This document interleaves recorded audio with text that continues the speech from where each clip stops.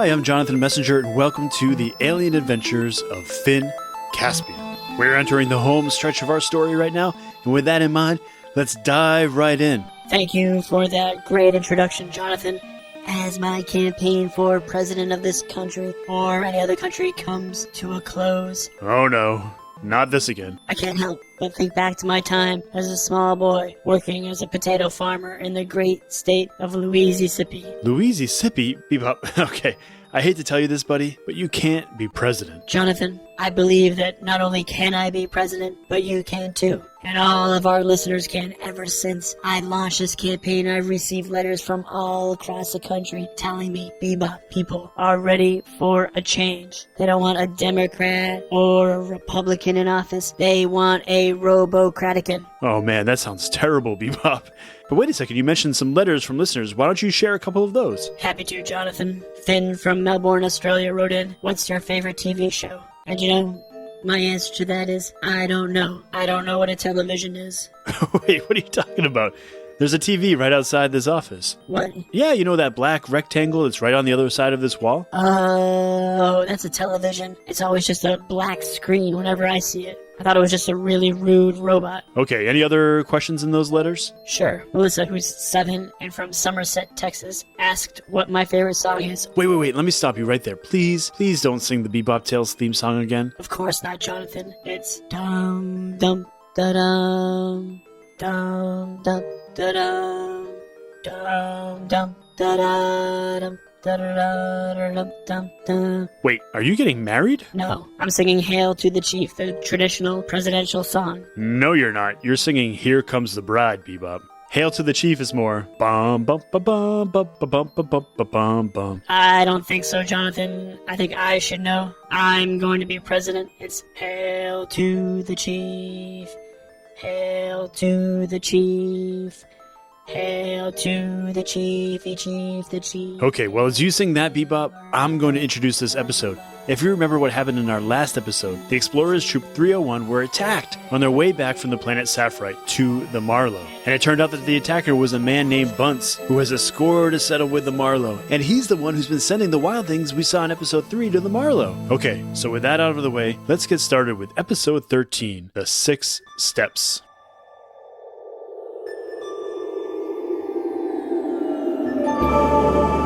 When the troop returned to the Marlowe, everyone was waiting for them. Their parents, their friends, people they hardly knew, robots they hardly ever saw. But unlike their past arrivals, there was no noise, no celebration, no frantic activity.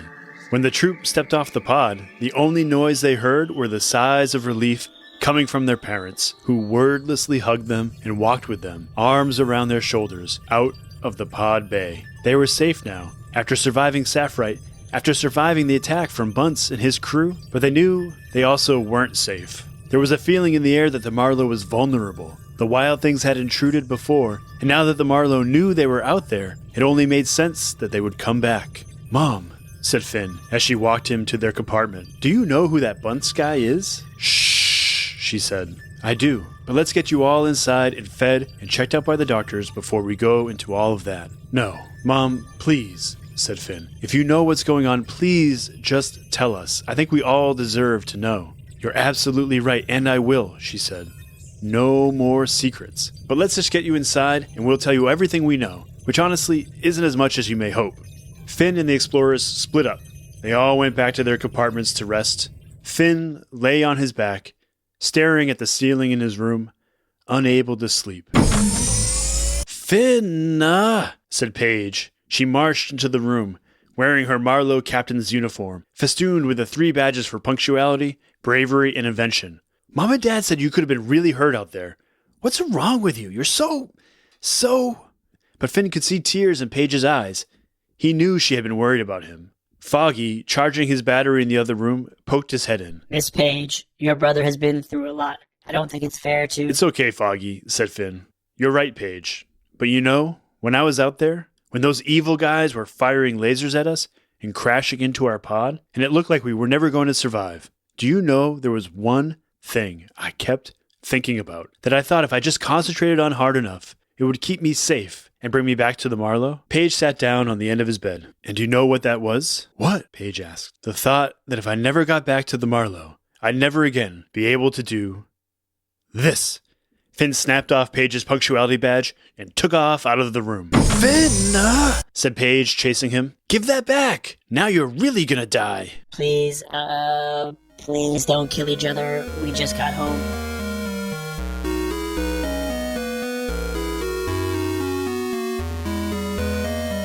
Aside from a few scrapes and bruises, the kids were fine, and the doctors let them out of their examinations with no worries.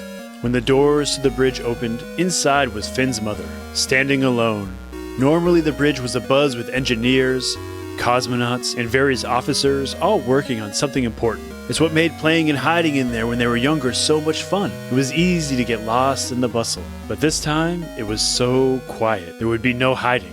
As Finn's mother turned and smiled softly at the kids, it occurred to Finn that they were the bustle now. They were the officers and the cosmonauts and the engineers. They were the ones whose work was important. It's amazing to me, said Finn's mother.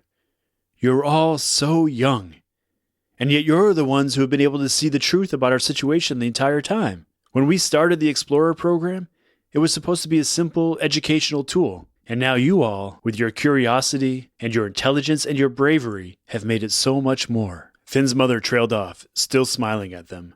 Mom, are you okay? I'm fine, Finn. Just proud. Now I know you all want to know what's been happening. I've cleared the bridge so we can talk freely.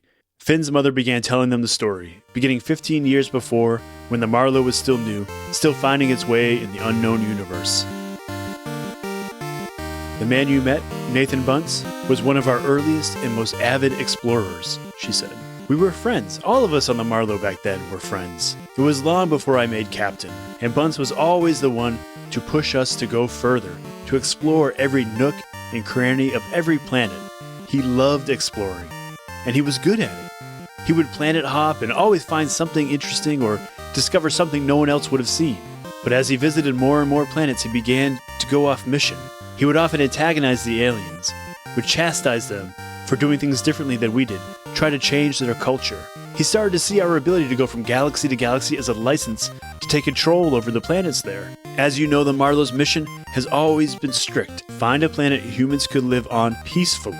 We're a science ship, not a warship. But Bunce wanted us to change. He wanted to conquer other planets, start colonizing every civilization we found. 10 years ago, in a galaxy light years from here, Bunce stole an explorer pod with two friends, Bean and Bogus, who saw things his way. He went down to a nearby planet and cut off communications with the Marlowe. We sent an envoy down to find him. Your father and I, Finn, we were on that pod. But when we got there, all we found was Bunce's damaged ship, half sunk in a swamp. The aliens who lived on that planet were these horrid creatures, slimy and scaly and breathing some sort of greenish flame. There had been a fight, and when the creatures saw us, they thought we were there to protect Bunce. They attacked, but your father, Finn, he was able to talk them down. We left without much of a problem, and we spent weeks circling the planet in the Marlowe, searching for signs of Bunce, Bogus, and Bean, pinging signals down to the ship, but we never heard from them. Eventually, we had to give up. The explorers were all silent. So Bunce blames you, said Abigail. And now he's back for what? For revenge? No, for the Marlowe, said Finn. If he wanted to conquer planets before, he can't do that in that old beat-up pod. He wants to take us over and do what he couldn't do before. But there's one thing I don't understand, said Elias. When did you know it was him? We didn't know for sure until you encountered him, said Finn's mother. But I had an idea when Foggy found this. She held up the large metal ring that had fallen from the Wild Thing when Foggy fought them outside the pod bay. Before he left the Marlowe, Bunce had begun tagging different alien species, the way a farmer might brand a cow. This was one of his tags. So why didn't you say anything? Said Finn.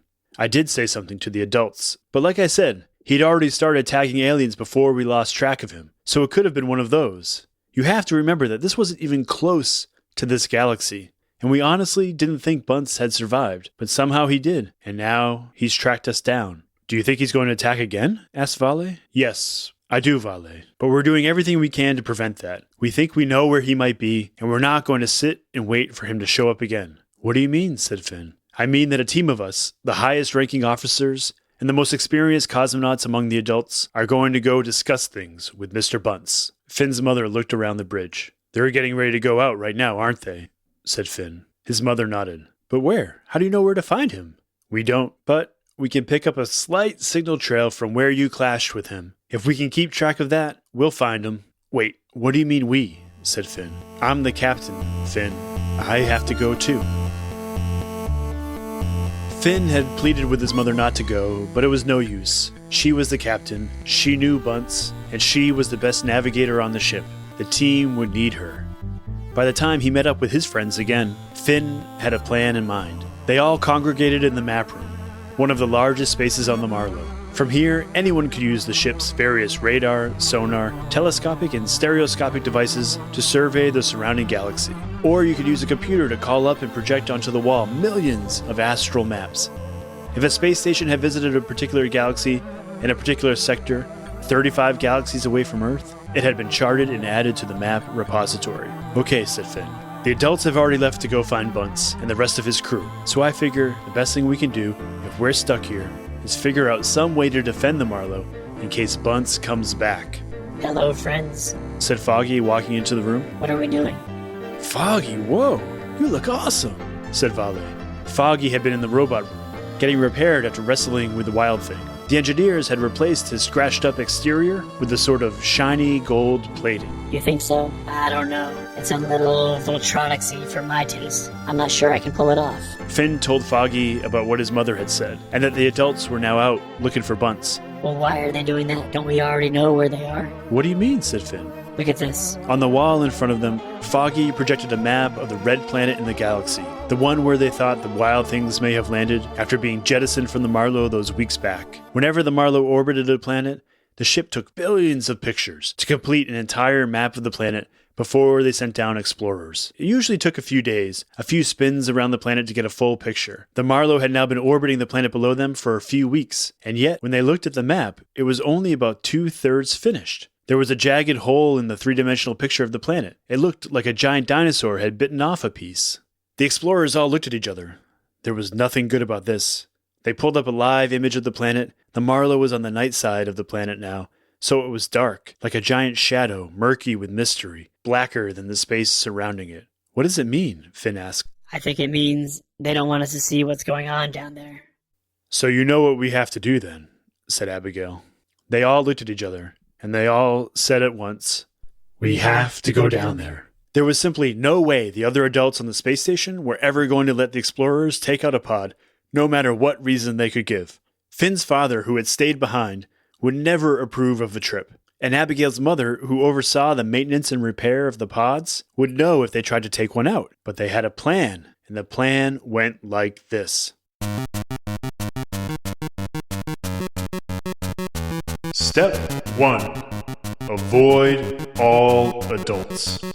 The officers who stayed behind were having a meeting that night to discuss station security. The adults who weren't there were on the bridge, monitoring the communications, ensuring they had a line open to the pods out there chasing the bad guys. So that meant that all of the adults who weren't on security or maintenance duty were tied up, leaving maybe a dozen they would have to get by. I think we're going to need to black out the security cameras around the pod bay, said Finn. Actually, I think I had that covered, said Elias. He pulled out a small device. It was something I was working on as a gift for Abigail. It's a remote starter for our Explorer pod. We can turn it on from anywhere on the station, so all we have to do is run on and take off. We'll be gone before security can even reach us. Awesome, said Finn.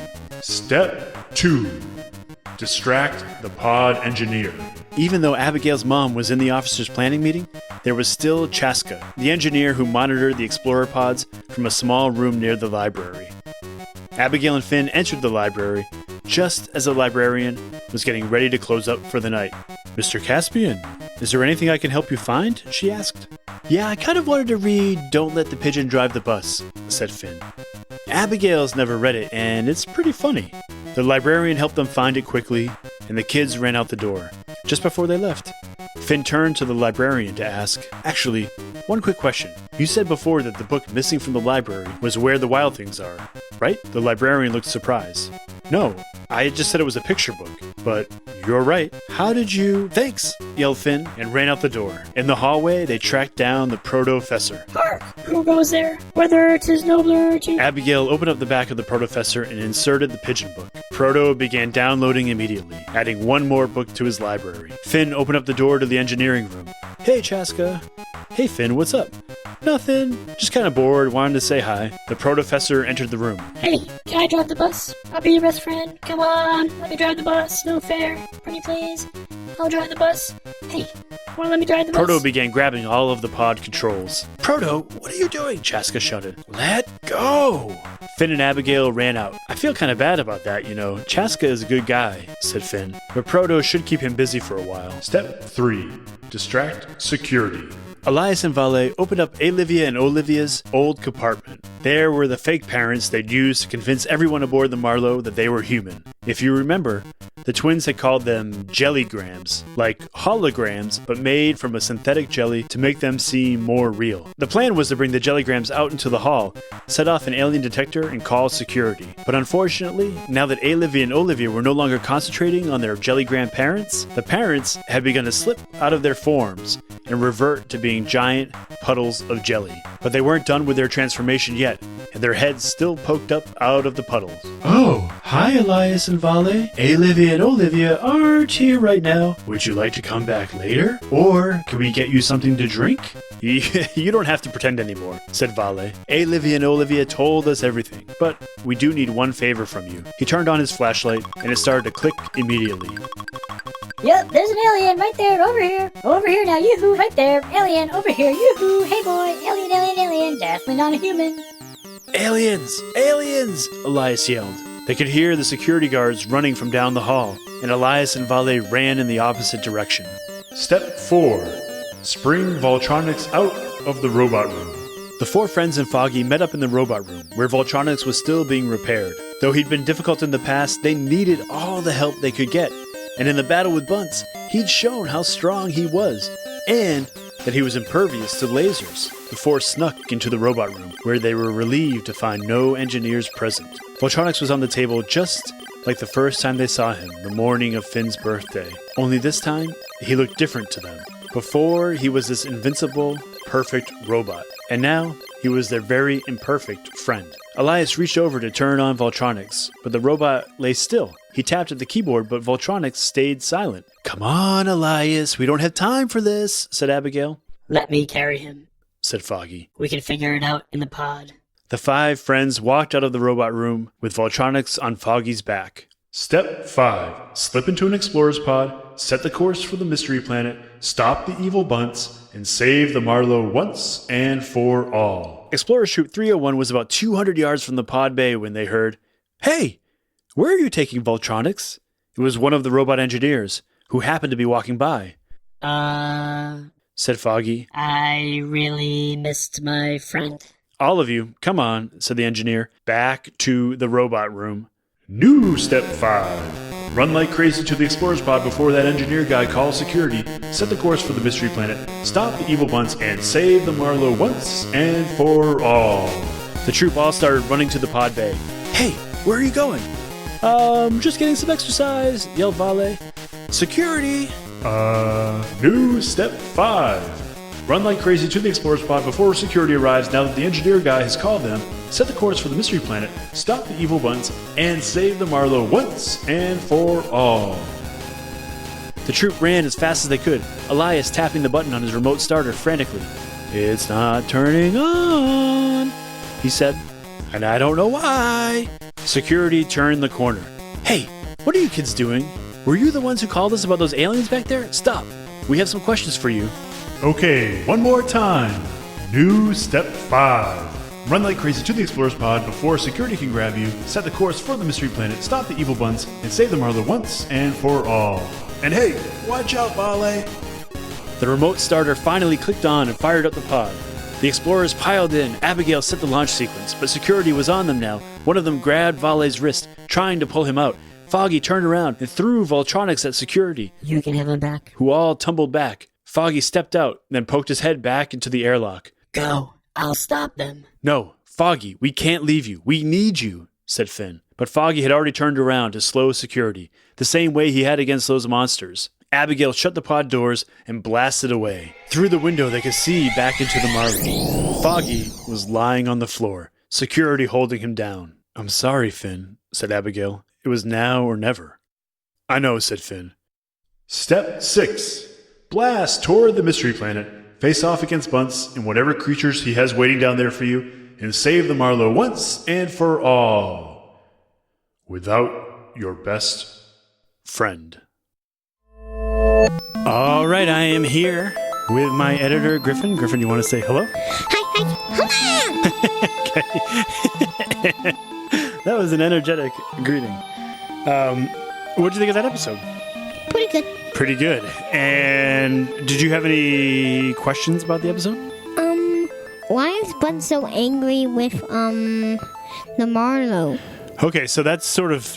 I think we kind of already know that. But you want me to talk a little bit more about why Bunce is mad? Yes. Well, because Bunce had this idea about what the Marlowe could be. And his idea was one that was not what I would say very nice. His idea was that they could go out and they could conquer other planets and make aliens work for them and change how the aliens behave. So he and his group, I think this is what happened, they went to another planet thinking they could do it alone without the Marlowe. Maybe they ran into a little trouble, and he feels like he's kind of a little crazy, like sort of like a Lex Luthor type. Oh yeah, because he kept saying, "I'm crazy. You think I'm a crazy dude? Crazy dude? Crazy dude?" right, yeah. And so in his mind, the Marlowe abandoned him, even though it was his idea to leave the Marlowe in the first place, and they tried to stick around to him. It was the ultimate insult, and so he's back to get his... I think he meant to do that. Meant to do what? Make it seem like the Marlowe had abandoned him. Oh, maybe, but I think over time he's come to think that it's the Marlowe's fault, and maybe even blame Finn's mom for it. Yep. Any other questions about the episode? What? Bunce, if he had two friends, then where's the other one? That's a good question, and maybe we will find out in the next episode of the Alien Adventures.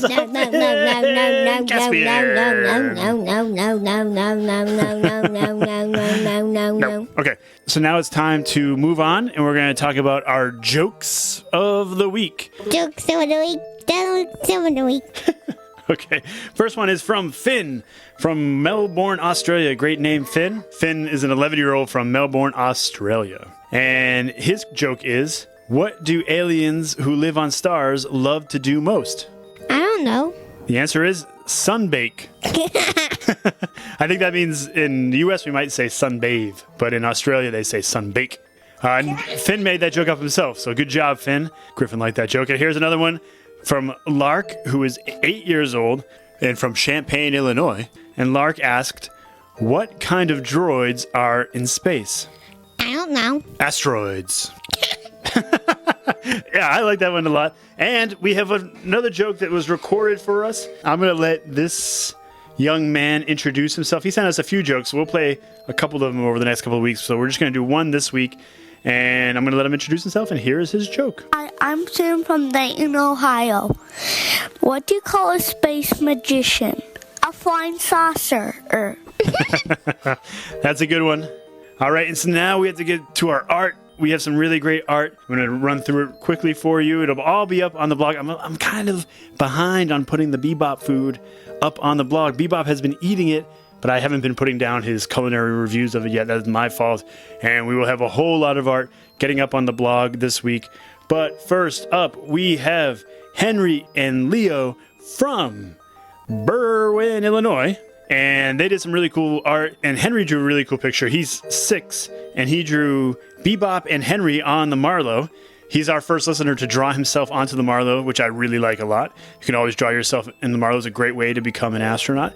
And then we have Leo, who is 4 years old, and he drew a picture of Bebop and Leo shooting lasers at the blob from the Bob planet, or Planet Bob. So that's pretty cool. And then Leo also drew Bebop eating a beloved Picasso, a priceless Picasso that Bebop consumed. So thank you so much to Henry and Leo from Berwyn for those drawings. And then we also have a really great drawing from Natasha from Chicago. She drew a two-headed Bob. She did a really great job with that. So all that art will be up on the blog, including last week's art and maybe even next week's art, because we're getting a lot of Bebop food in. So that's it. I think that's all the art for today. Any other things you want to talk about today, Griffin? No. All right. Thanks so much, buddy. Can you say bye? Bye. Bye. Bye. All right. Thanks a lot. See you next week. See you next week.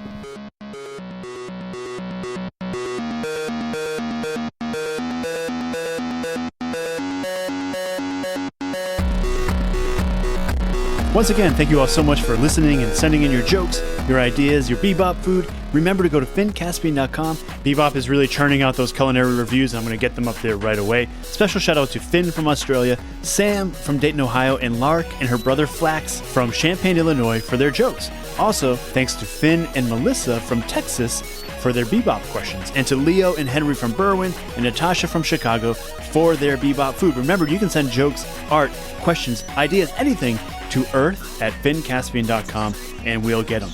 We always really love hearing from you, so thanks so much to everybody who's written in. And remember, we are now only 2 episodes away from the end of the very first season of the Alien Adventures of Finn Caspian. It's now more important than ever to subscribe to the show in whatever app you use.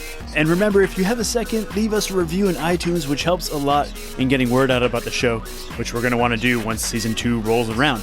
Thanks to everyone who's done so already. The Alien Adventures of Finn Caspian is a Type Drawer Media production, written and produced by Jonathan Messenger, edited and guided by Griffin Messenger, with special thanks to Maria Villanueva. The theme music you hear at the beginning and end of every show is by Mark Greenberg, recently voted the nicest human for November.